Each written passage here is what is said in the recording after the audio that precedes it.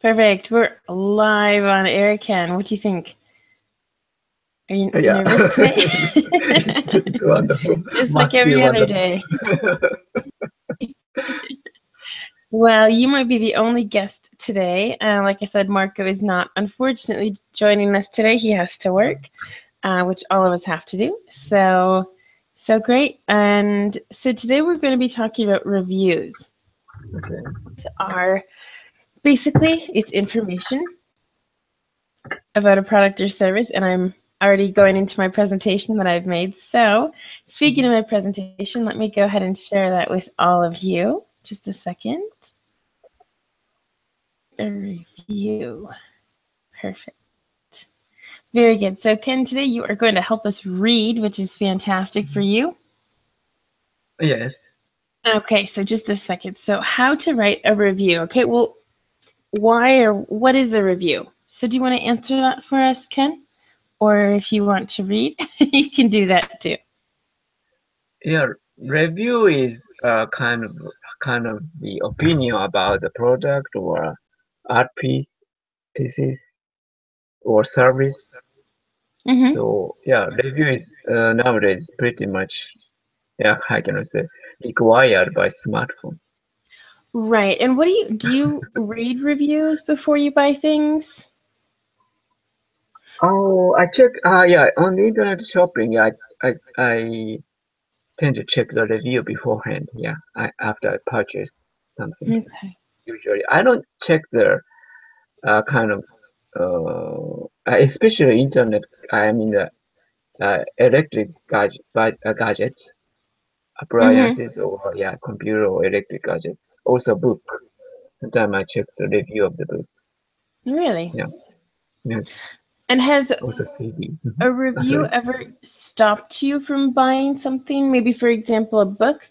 Because that's not Mhm, something I would normally think of reading. I don't read book. I don't mhm, like to read mhm, actually, so I would never look up a review for a book. But has it ever stopped you from reading a book that you wanted to read, for mhm. example? Maybe book is a kind of how can I say? Many book opinion is uh, kind of subjective Mm-hmm. opinion, but in terms of the digital gadgets, sometimes people talking about bag or the how can I say? I forgot the word. A spec of the machine.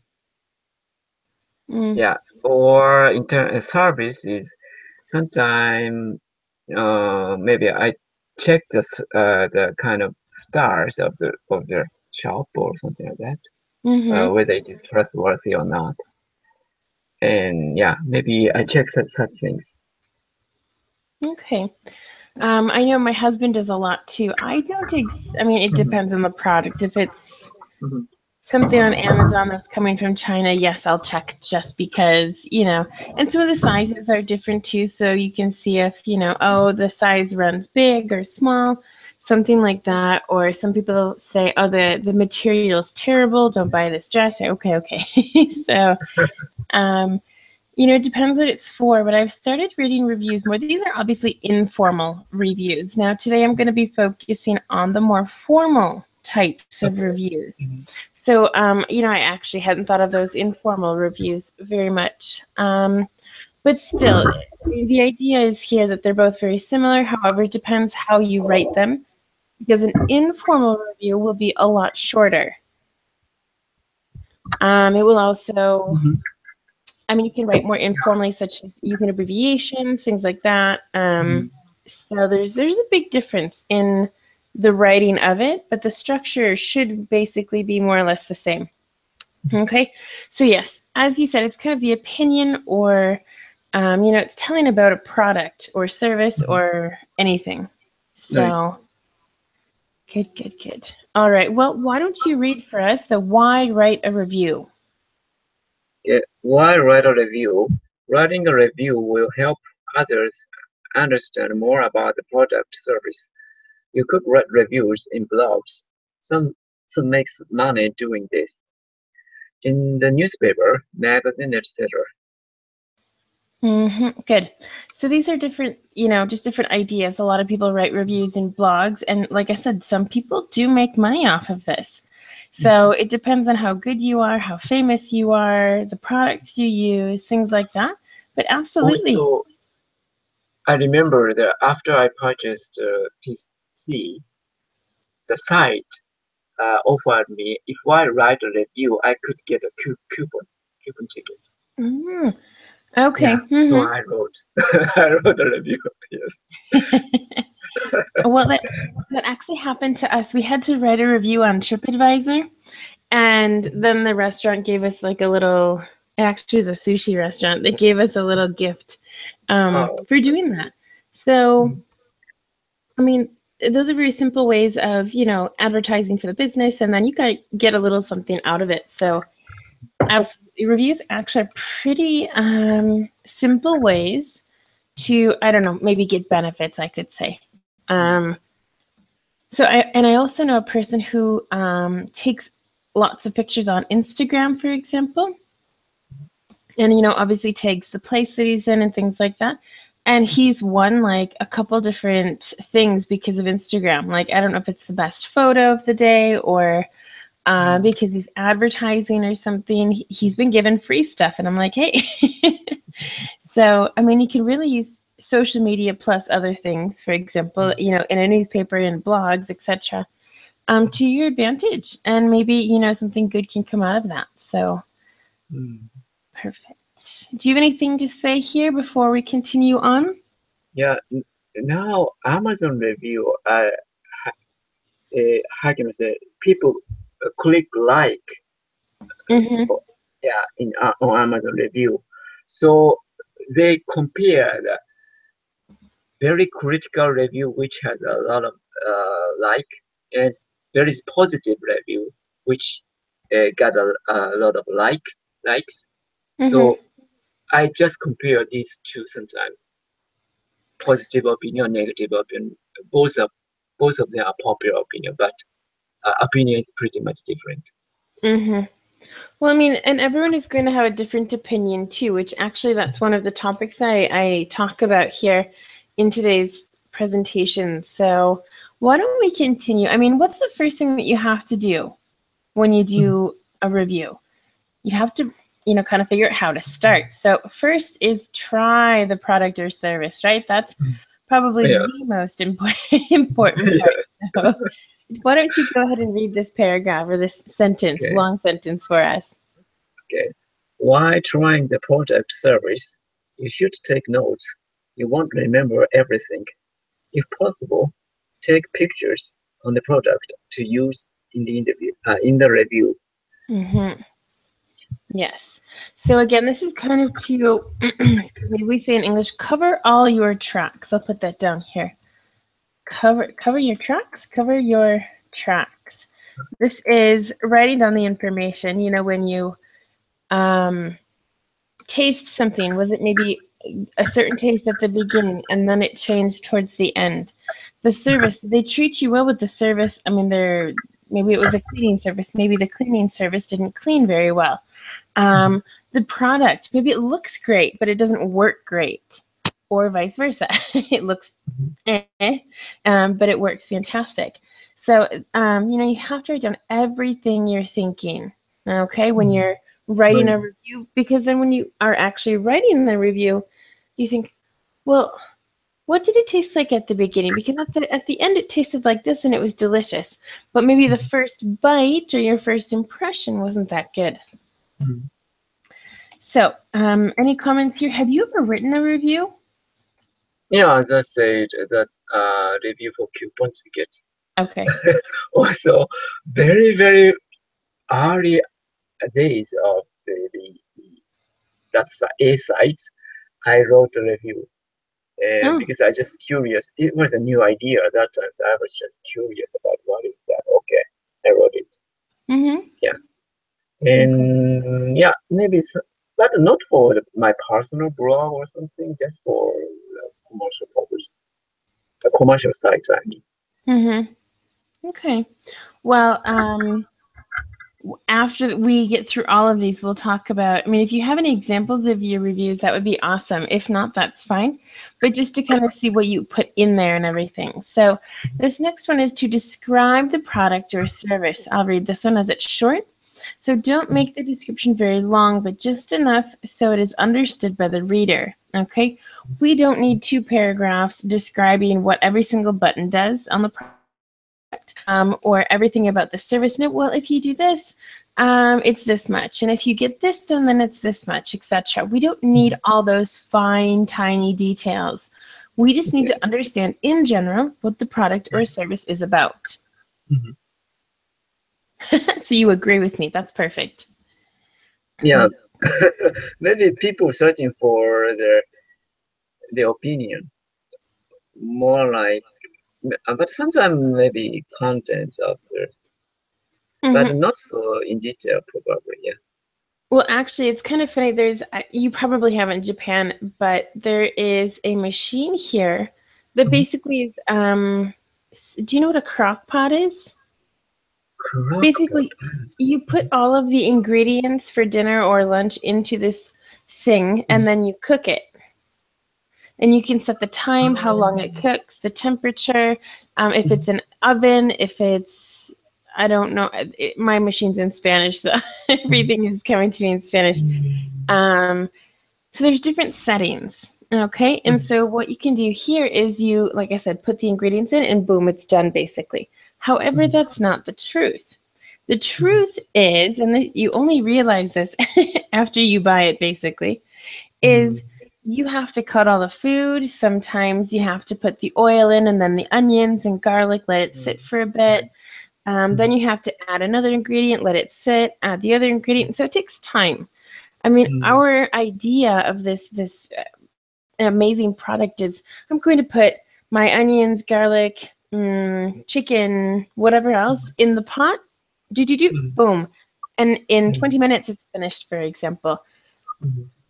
That's not really, so, sometimes it's good to describe the product in details, and that would be a negative thing that they falsely advertise, in my opinion, and I'm not the only person that said that. And so, I mean, however, the product works very, very well. So,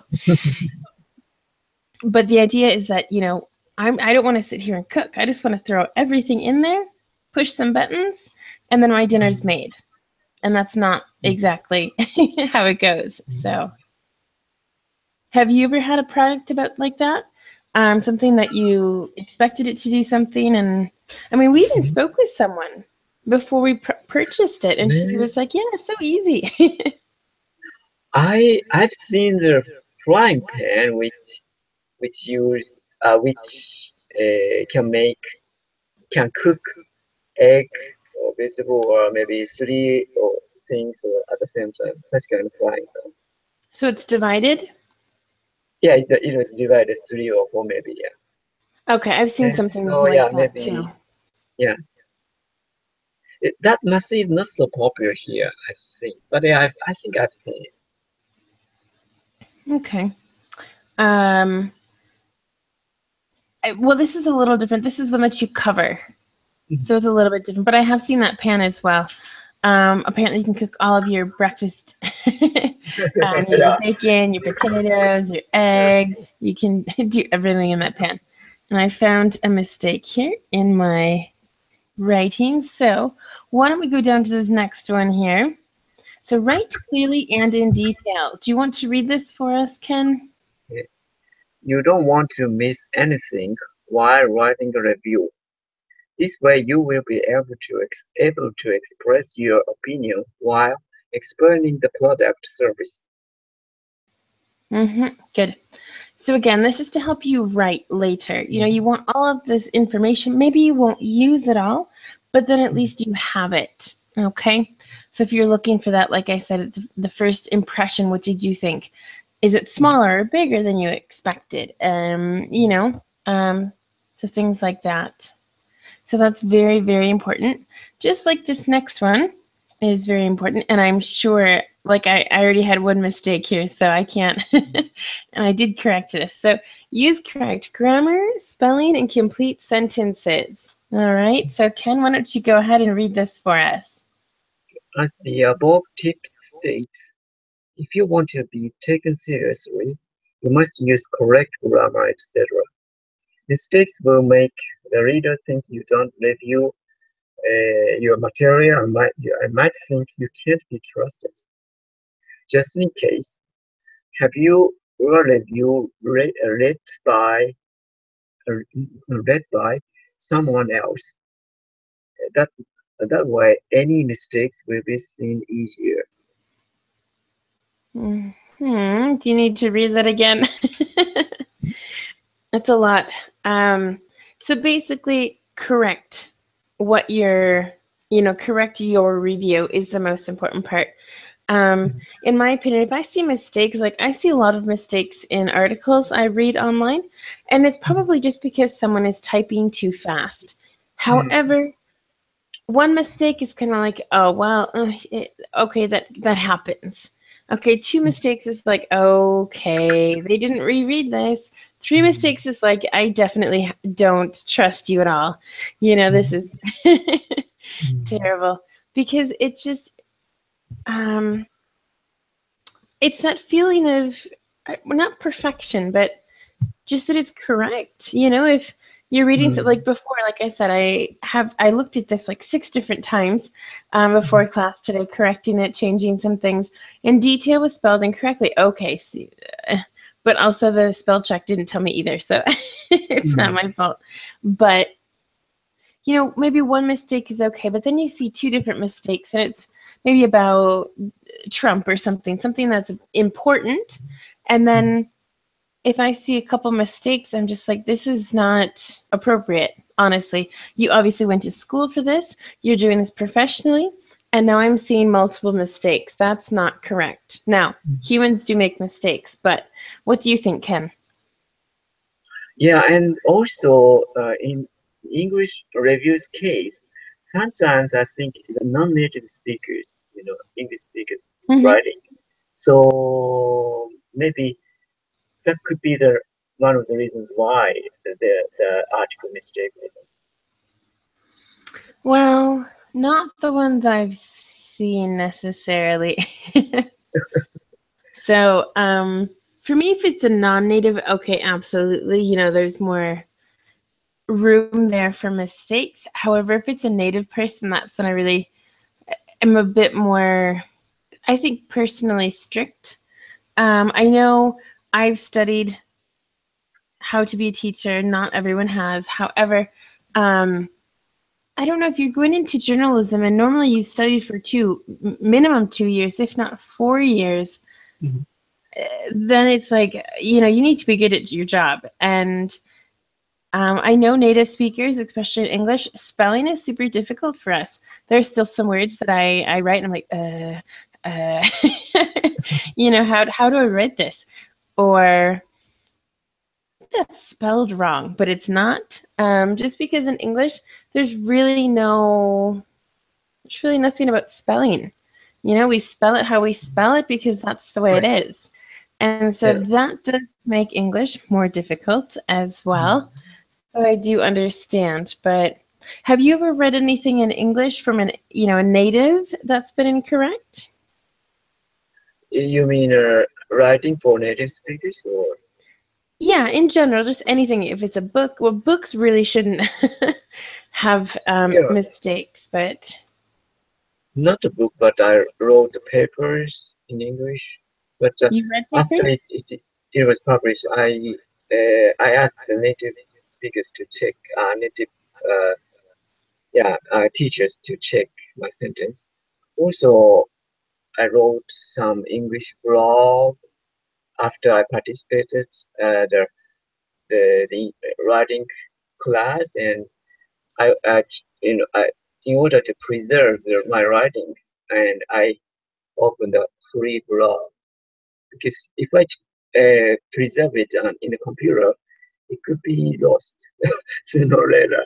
So I need some cloud computing thing to preserve my writings. Also, emails to nowadays text to native speakers on social media or emails or success.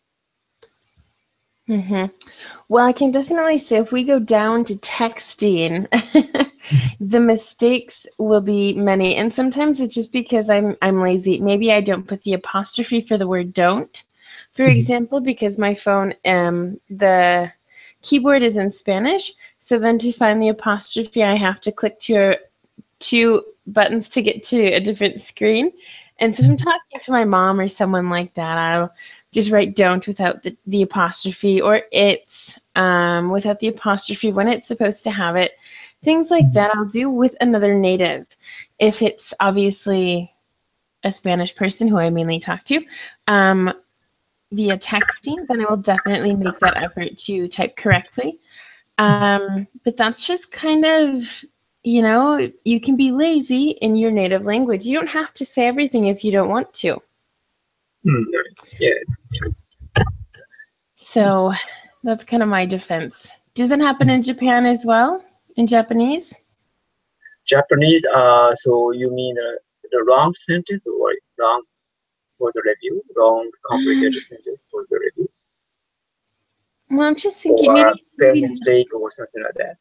well, yeah, maybe even just a speaking mistake. They use the wrong word, or they, Oh, yeah, because language is alive, sometimes mistake, if the many people may start talking like that, it could be standard English. Not English, but also writing system is much more complicated than English because we use Chinese characters, and one Chinese character usually the pronunciation for that may be basically two different pronunciations for one Chinese character. Sometimes three, four, five different pronunciations in the same Chinese character. Also, we use two different types of letters. So this kind of thing is very complicated writing in Japanese. Yeah. right. Well, with the Chinese characters, you obviously know how to pronounce it due to the context, right? Just like in English. When you were reading this, have you read by? You pronounce this correctly, even though it can be read as read. So Yeah. it depends on the context, just like other For words. example, which means this, which is can be written like this, but same character can be it's pronounced yomareru, but same character can be used for the reading the book. Yomareru yo changed to dokusho. So it's very complicated. Yeah, well, I heard you typing, and so how do you type and then you get your little symbols? Yes, because I think nowadays computer has a multi. How can I say? I type, for example, second reading a book case, I type in a letter at the beginning like this. Sorry, look short and misspelled now, right now. And then I press the space key and I choose the proper Chinese characters. Chinese characters appeared after I press the space button, and I choose the correct Chinese characters. That's how Japanese can be written on computer. Okay, and what's the other way of writing? Sorry. The other way of writing Japanese? Yeah, that's how Japanese writing on computer. We need to Okay, so you can't. we need to create a space key a lot. So Interesting. yeah, that's one difference between alphabet writing and computer. And your alphabets you use the same as in English, right? Yes. Also, I need to when I write alphabet, I need to press the one button. Maybe very. I'm not sure English made computer has this button. I press the button and uh, kind of how can I say, space of the letters uh, got smaller, and then I can type alphabet. So I'm very busy for typing Japanese and English, but yeah, I need to press the button a lot actually. Well, it definitely sounds very, very complicated. I'm glad it's Yeah. you and not me. So, well, good. We'll make sure everything's spelled correctly. So, with that, let's go ahead and move on to this next one. Okay. Make sure you use expressive adjectives in the review. I've used expressive because I originally had good, and good is so normal. So, expressive adjectives. Okay, so Ken, can you read the paragraph for us? Okay. This will help readers take you even more seriously. Look for different adjectives and even compound adjectives. This will make the review more interesting as well. The reader can actually imagine using the product or service. Mm-hmm.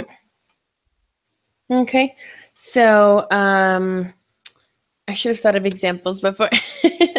But do you know what a compound adjective is?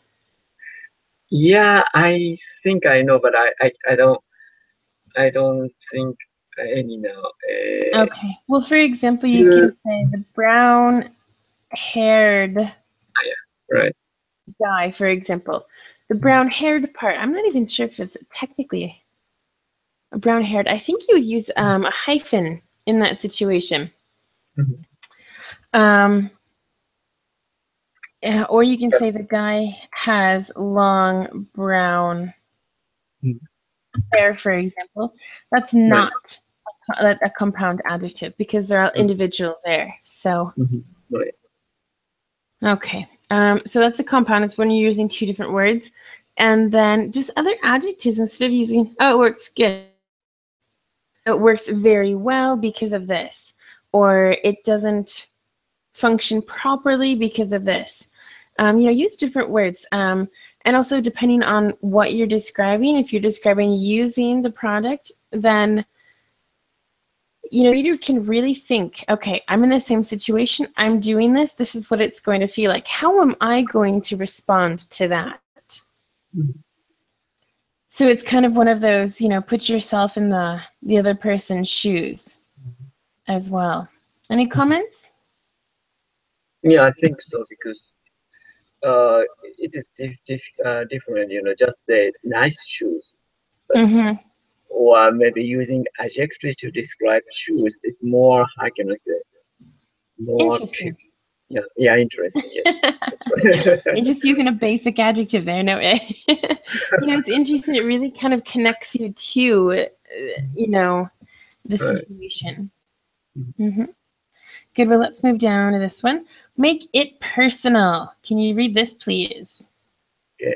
Add a list of add a bit about you in the review, enough to relate yourself to the readers. For some people who have very different lives might not feel the same about the product service. So you can't expect everyone feel the same as you. Mm-hmm. That's exactly right. So maybe Yeah. there's a single man writing this review. I'm a married woman. Maybe I'm going to feel differently. Mhm. It depends on the product, service, etc. Mhm. But for example, a series I'm watching right now, I recommended it to a couple that I speak to, and she loved. She's, very interested in the series. She really enjoys it, and he had nothing but bad things to say. And I'm like, but you're different then. You like different things. For me, for Mhm. example, when I watch a TV show or a movie, I don't like to watch it with a lot of we say gore, so blood and things like that. I don't like violent. I don't like really wars, for example. That kind of stuff isn't. Mm, I don't really like.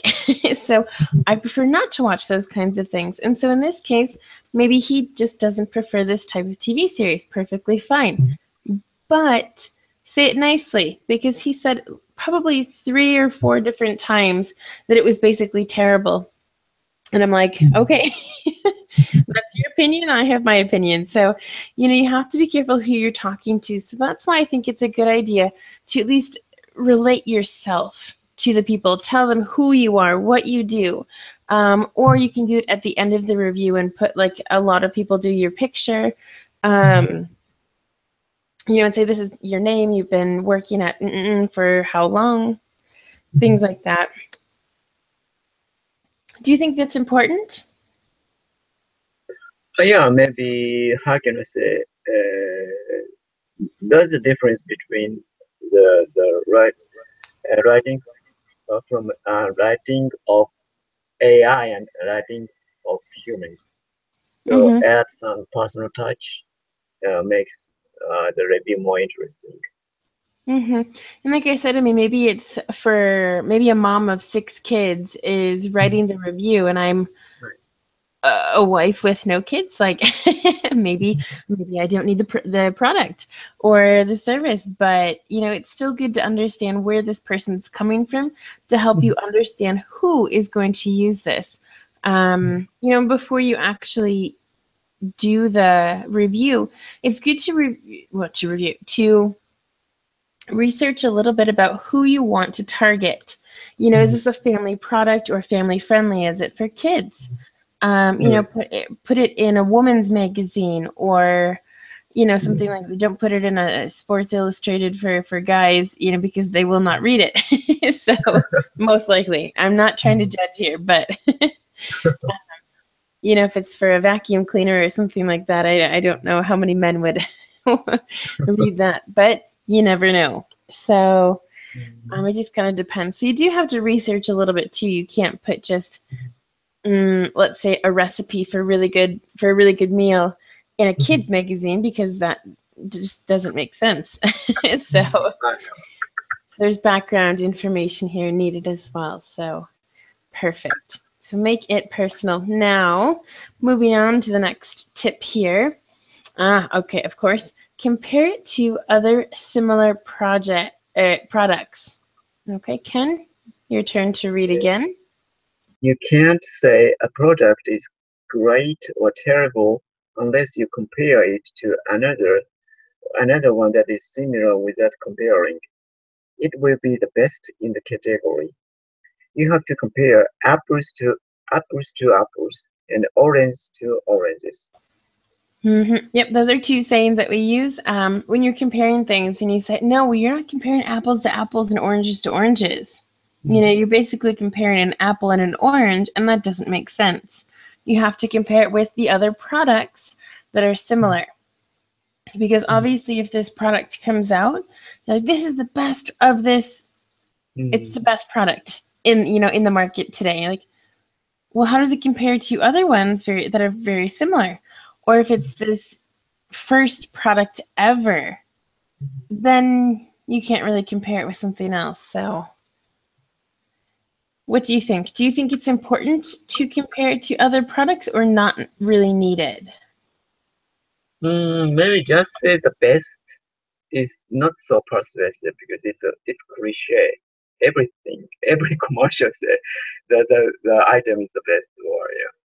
So yeah, maybe to compare something, some similar items can the commercial or review can be more persuasive. Mm-hmm. And that's exactly a great point. That it's more persuasive. So if I say, for example, yeah, this product is the best one that I've tried, that still doesn't tell me. You can say, maybe 2 months ago I used a different product that was very similar, and maybe you don't want to say the name to not kind of, we say name drop in English, but just to kind of not even kind of give it some publicity, just to kind of say, I used another similar product and it didn't work as well because of this, for example. Or I used a different product and I liked this more about that product. However, this product, I liked this better. So you can compare and contrast, which is also necessary. Good for your adjectives as well. So obviously, all of these depend on how long your review really is, because if you do this, I mean, the shortest it would be is probably minimum, I don't even know how many lines or sentences, but relatively long, because you do want some detail but not too much, and you want to kind of explain a little bit of everything about it without writing a book, basically.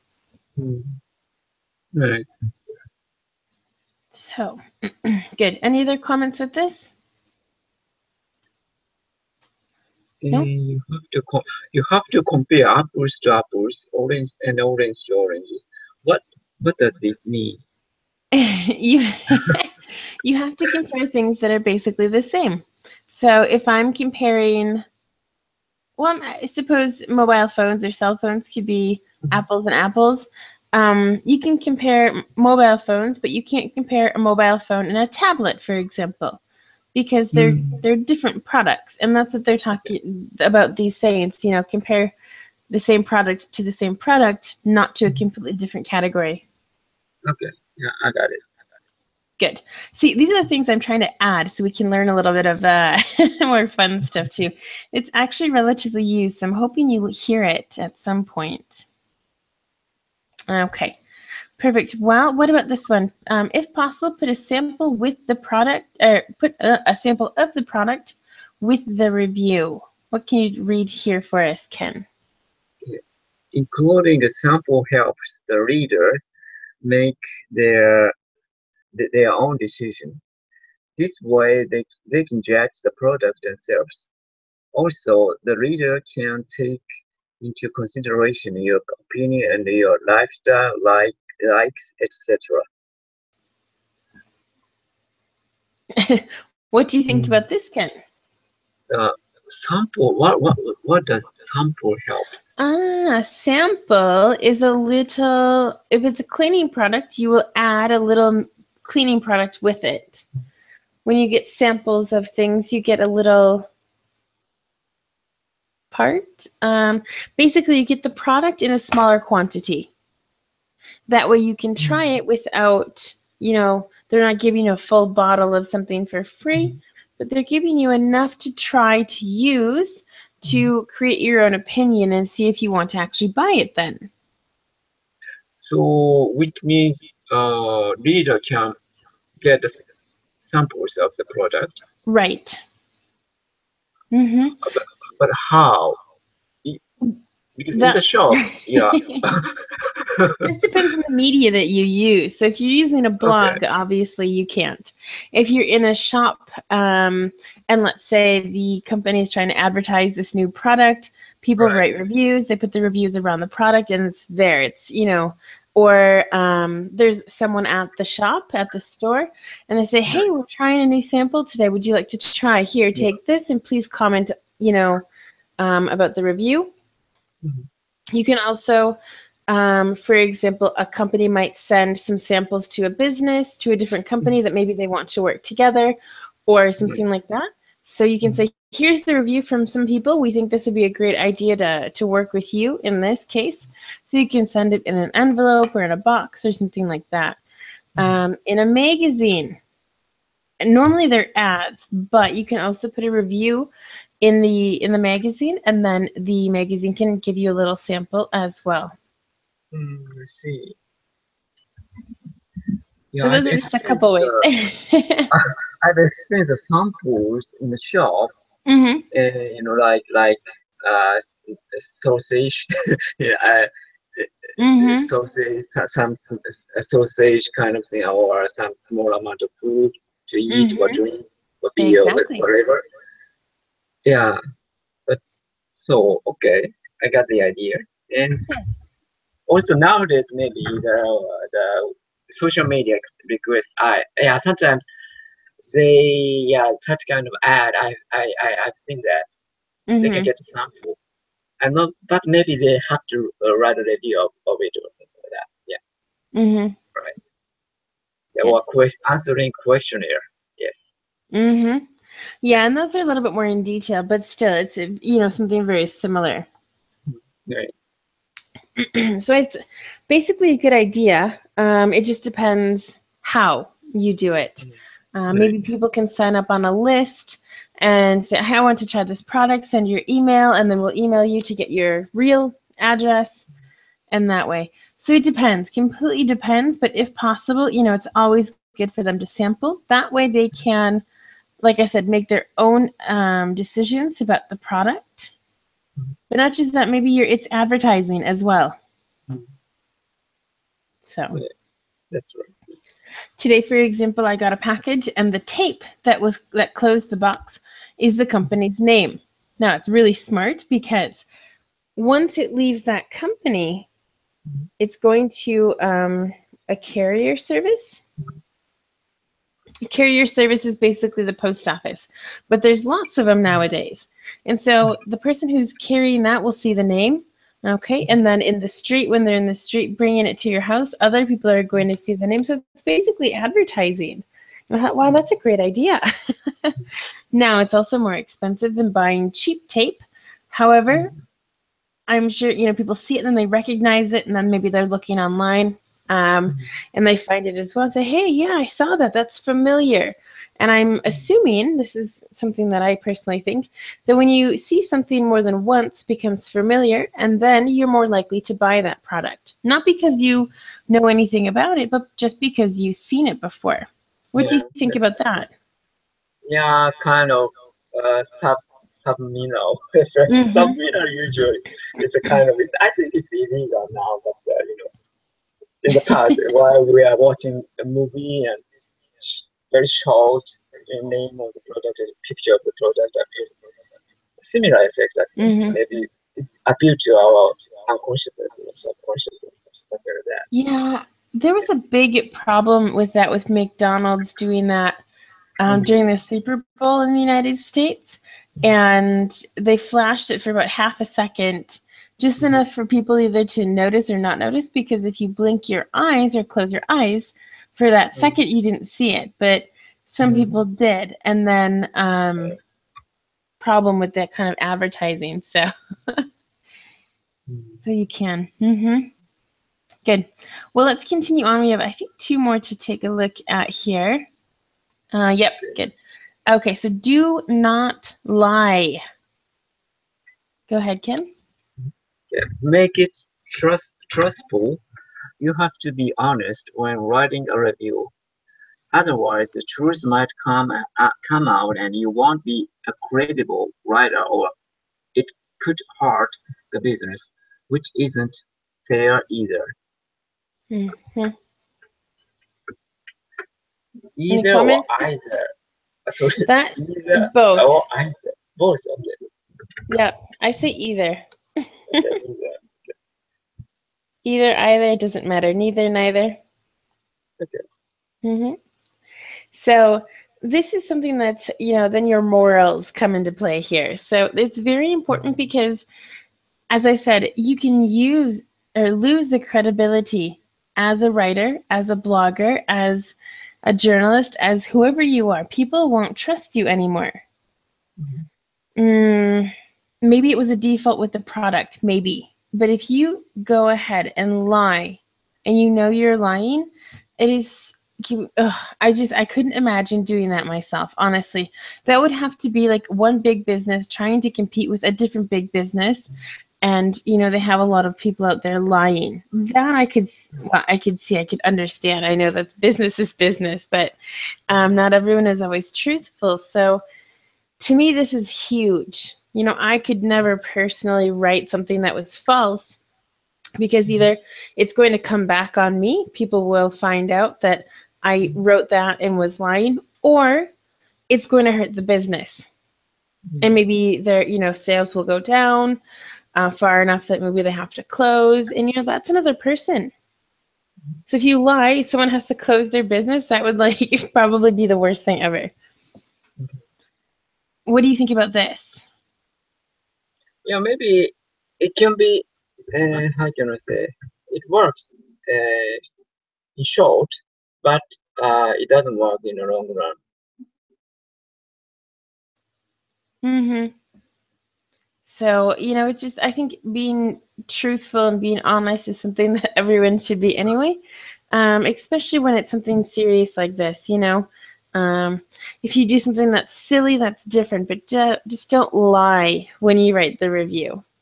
Exactly. It's going a bit too far. All right, here, then this last one that I have for all of us today. Before you hand it in, double check. Organization and a final edit. So go ahead, Ken, and read this, please. You want the review to make sense. After writing, make sure everything is in the correct order. Not having it written clearly can be confusing, and the reader may even stop reading all together. Again, you should have someone else read the review to make sure it makes sense and look for any mistakes or corrections that needs to be made. Good.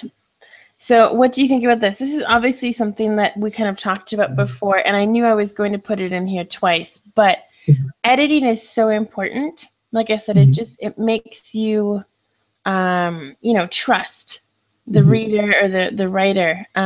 So maybe then again, you find the reader again or the writer and you're like, hey, I'll read that. Yeah, that makes sense. Or I liked the review last time. I'm going to read what they have to say this time. So it's your reputation too. And the organization, which I was worried about this presentation being organized enough. So even though this isn't a review, it still needs to be correct and organized. So like I said, we spoke about this earlier, but do you have any final comments? Yeah, also, in the writing review on the internet, somewhat visual attraction is good. If the person write a long sentence without any how can I say, without separation, I will lose the motivation for reading. So more organized. Not only the sentence, but also the how can I say in English, to add a space, or such organization is also visual organization is important to me. Exactly. And how it looks. I mean, if it doesn't look, if there's no paragraphs and things like that, it's not visually stimulating.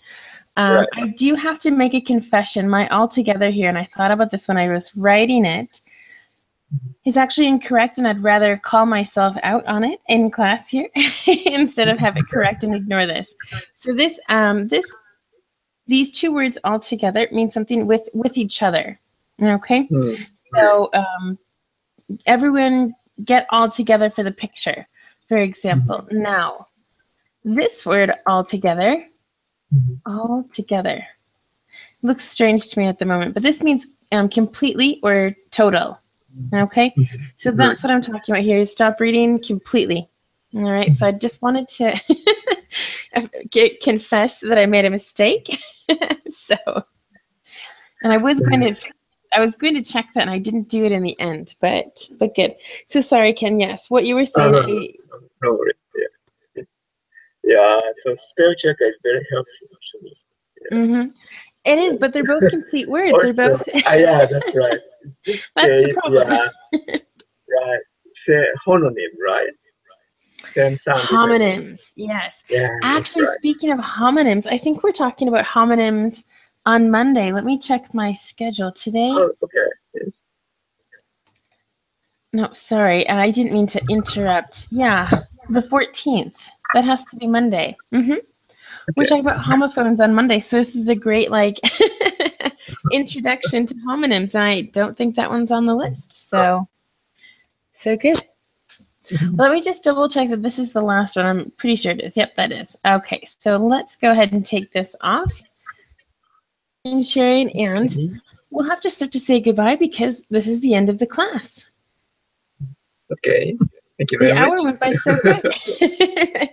No, it was very good. So I'm hoping in general, like I said, not all reviews have to have all this information.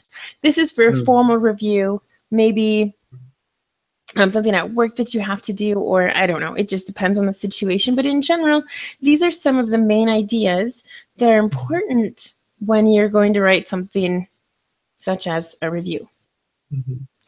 So good. Well, thank you very much, Ken, for your participation and your opinions and for reading so well.